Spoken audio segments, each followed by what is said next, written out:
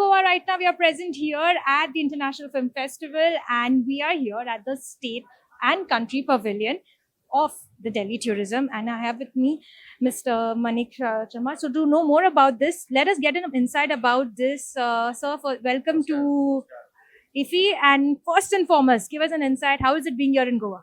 Yeah, it's always incredible. It is very refreshing, and it is. I think I gain a lot of knowledge from here also. Mhm. So, to give us an insight about this particular pavilion of the Delhi Tourism. Yeah, we. My name is Maniksha Bakshi. I represent Delhi Tourism, and we are here to promote our Delhi film policy and upcoming Delhi International Film Festival. So What exactly is this Delhi Pavilion? yeah, Delhi film policy is basically aimed at. I should summarize it in one thing: ease of doing film business in Delhi, because Delhi has got multiplicity of agencies, authorities.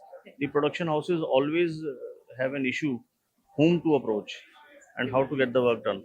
So we give a online single window system wherein we have got more than 500 plus locations listed with their location owners attached.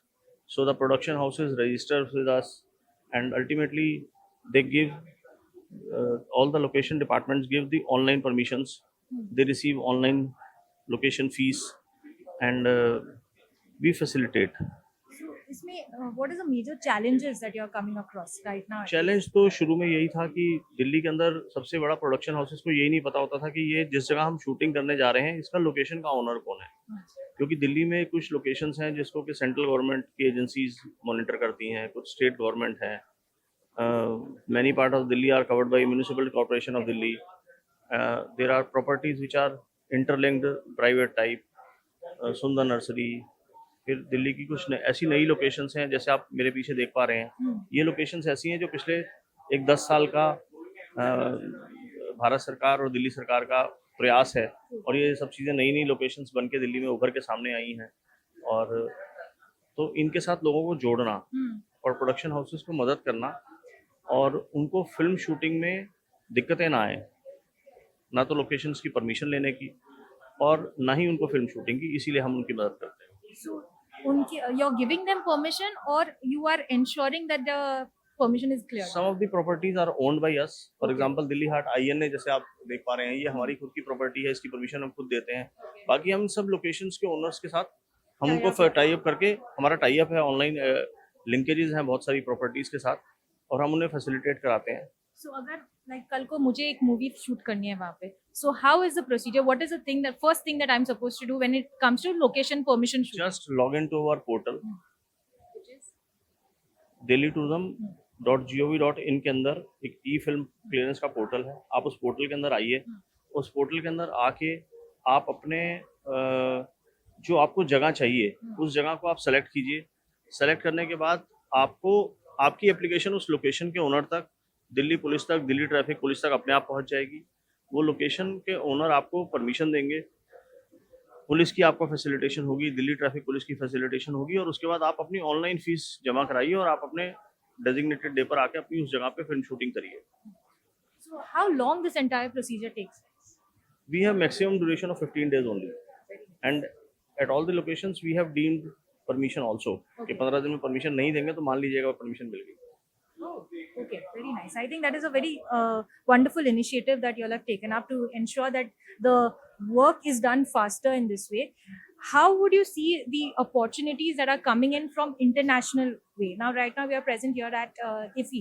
So, how are you looking for internationally if somebody wants to do it? Now, this is the same procedure, or there's some separate window that they need to follow? Ma'am, जैसे आप देखेंगे कि हमारे कोई भी जो portal है वो एक्सेसिबल ऑल अक्रॉस ग्लोब है, तो हमारे पास इंटरनेशनल एप्लीकेशंस भी जो रूट होके आती हैं वो इंडिया सिने हब, क्योंकि आपने जो मिनिस्ट्री ऑफ इंफॉर्मेशन ब्रॉडकास्टिंग का जो पोर्टल है उस पोर्टल के अंदर भी हमने अपने आप को इंटीग्रेट कर दिया है. तो इंटरनेशनल एप्लीकेशंस किसी भी स्टेट में डायरेक्टली नहीं आ सकती हैं. Ministry of information and broadcasting उस प्रोजेक्ट को अप्रूव कर दी है, उसकी थीसिस को बढ़ गया, और उसके बाद फिर वो परमिशन मिलती हैं. तो इंडिया सिने हब के साथ we have integrated with the ministry of INB, and the international and national production houses both are availing this facility. अभी तक हम करीब 239 240 एप्लीकेशंस हम अभी तक प्रोसेस कर चुके हैं, और अभी तक करीब 40 फिल्म प्रोजेक्ट्स हमने फैसिलिटेट कराए हैं, and they have successfully been done.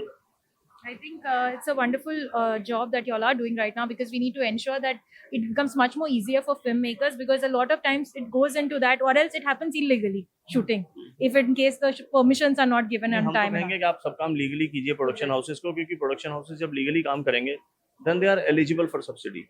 सो हमारी 10 to 25% of the qualified below the line production cost के अंदर हम 3 करोड़ रुपए पर प्रोजेक्ट हम सब्सिडी दे सकते हैं. बट अगर आप लीगली करेंगे, सरकार की सुविधाओं का फ़ायदा लेंगे, और हमें उसमें से एक भी पैसा नहीं चाहिए. हम सिर्फ फैसिलिटेट कर रहे हैं, प्रमोट कर रहे हैं, ईज़ ऑफ डूइंग बिजनेस कर रहे हैं. और सबकी सजेशंस वेलकम है इस पॉलिसी के अंदर, और किस प्रकार से सबको सुविधाएं मिल सकती हैं, कैसे और ईज़ ऑफ डूइंग बिजनेस हो सकता है, हमें बताएं. हम उसे अपनी आने वाली इस पॉलिसी को रिवैम्प करेंगे, इसे और अच्छी तरह सुधारेंगे, और अच्छे इसमें जो भी सजेशंस आती हैं, it is a growing policy. It will grow. It is only aimed at ease of doing film business in Delhi. Indeed. And thank you so much for taking time off and talking to us. It was great meeting you. Thank you.